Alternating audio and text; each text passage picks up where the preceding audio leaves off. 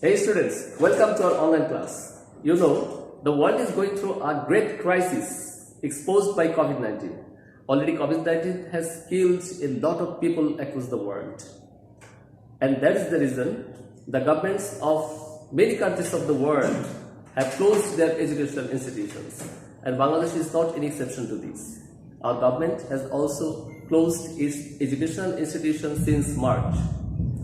And that is the reason I see your studies is being hampered greatly. And to benefit your studies, we are trying to continue our online classes. And today's class is a part of them.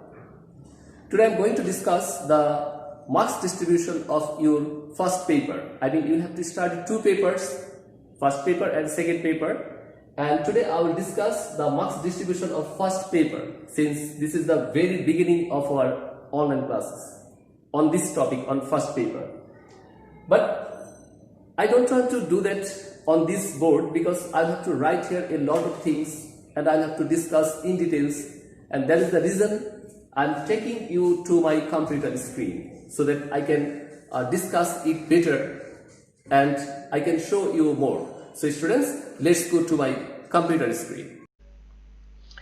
In the screen, students, you see the marks distribution of first paper, and first paper contains total 100 marks divided into two parts, part A and part B. Part A is designed for reading test and it contains 60 marks. Part B is designed for writing test and it contains 40 marks. In the part A, students, you see clearly there are 6 items. There are 6 kinds of questions. At the very beginning, in number 1, there will be a passage with this instruction. Read the passage below and answer the questions A and B. In number A, there will be 5 MCQs. Each MCQ will contain 4 alternatives. Students will have to choose the correct alternative from those 4 and write it on the answer script. For every correct answer, they will get 1 marks, and thus they may get easily 5 marks.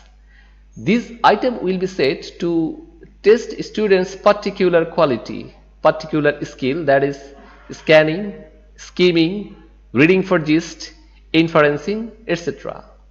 If students can read the passage, students can understand the passage, they will be able to answer these questions. Then comes number B. In number B, there will be 5 questions, 5 open-ended questions. These questions are set to measure the higher level skills like comprehending, analyzing, synthesizing, and evaluating. In the previous level or in the secondary level, generally it was seen that students used to copy the answers from the text, but here it is totally different.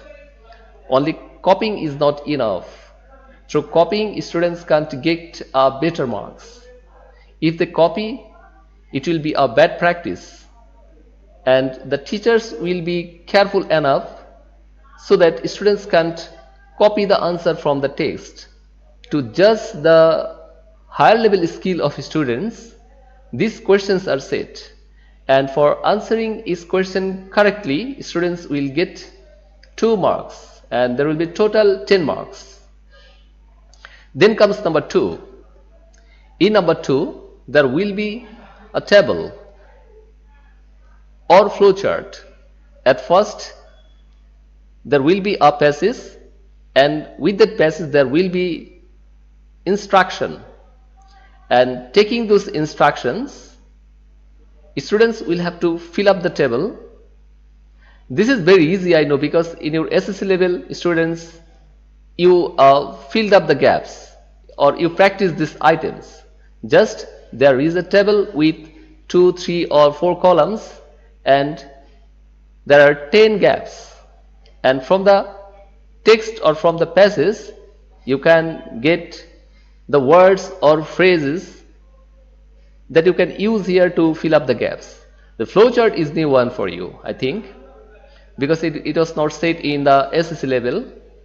And in case of flowchart, there are 6 boxes, and before that an instruction is given what to do and how to do, and in 6 boxes only the first box is filled up, and this filled up box works as a clue, and from this box students can understand what they should do and how they should do. And there will be total 5 options, 5 boxes. Students will fill up those 5 boxes, and for filling up 5 boxes properly they may get easily 10 marks. Then comes summarizing.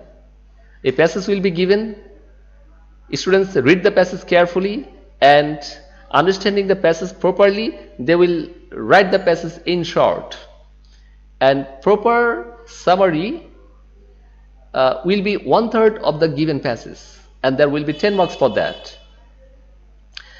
Then number 4, there will be a passage with 10 gaps, and in the boxes there will be more than 10 words. Students will have to take the words from the boxes and fill up the gaps, but they should be highly careful that sometimes the words may change, and the changed word will be used in those gaps, and for every correct answer they will get 0.5 marks. And since there are 10 gaps, so total there will be 5 marks. After that another fill in the gaps will be available there, but this time there will not be any clues in the boxes. So without clues, that is the reason it is called. And for filling up every gap properly, students will get 1 marks, and there will be total 10 gaps and total 10 marks. Then comes rearrangement of the sentences. 10 sentences will be given there, but proper order will not be maintained there. So students will have to read carefully and make the proper order of the sentence. I mean, they will have to rearrange the sentence to make a complete story, to make a meaningful story, right?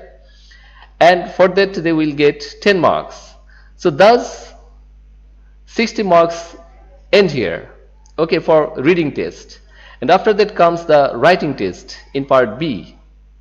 And in part B there will be total 5 questions for 40 marks. At the very beginning there will be a paragraph. Students will be asked to write a paragraph. At this time they will be given 5 questions, and answering those questions students will be able to write the paragraph. They will have to enclose here a headline, I mean a heading. They will have to enclose here. Okay, then completing story. In case of completing story there will be 7 marks totally.